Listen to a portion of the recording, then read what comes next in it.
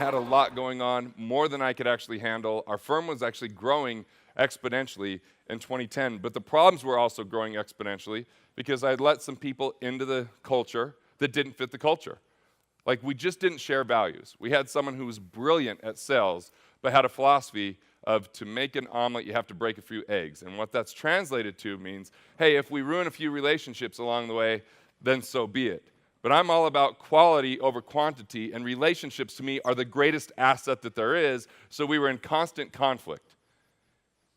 And fortunately, I had this financial guy that was a client of mine, and okay, he's a financial guy, so I was always a little bit nervous, like, hey, how's the program going for you? You invested 30 grand to work with us.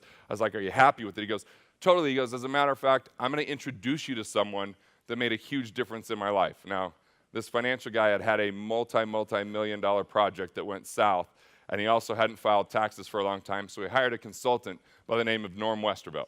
So Norm came in, solved a lot of those issues that were insurmountable in this individual's mind, and he said, I'm going to let you meet Norm and have Norm help you out because I know you have a lot of real estate, and I know you have so much going on in your business that I know that he can come and clean up.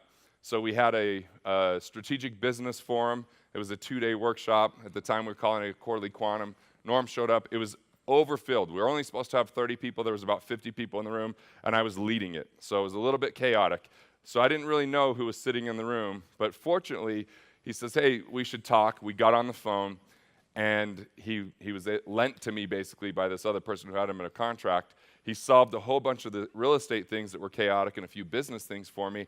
And I remember the day where the contract was up, and he called me on the phone. He's like, hey, here's the deal. I work with these guys, so I've got to, stop the daily communication, and we've got you to a certain point.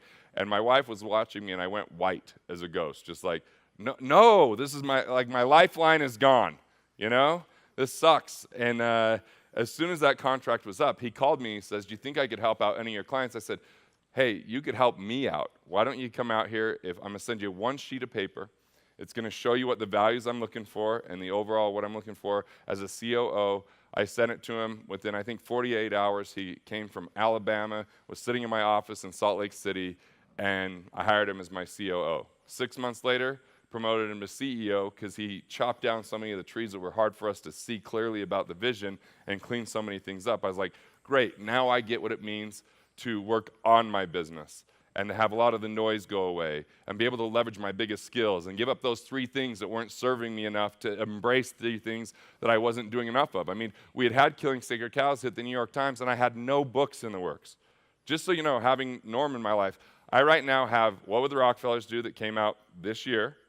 I have 5-Day Weekend coming out next year. I have Budgeting Sucks coming out the year after. So all of a sudden, I'll have 3 books in 3 years, where I went like 7 years when I was too entrenched in the chaos and wasn't able to scale my business because I didn't have the right people around me start to become unveiled and be something that we could do.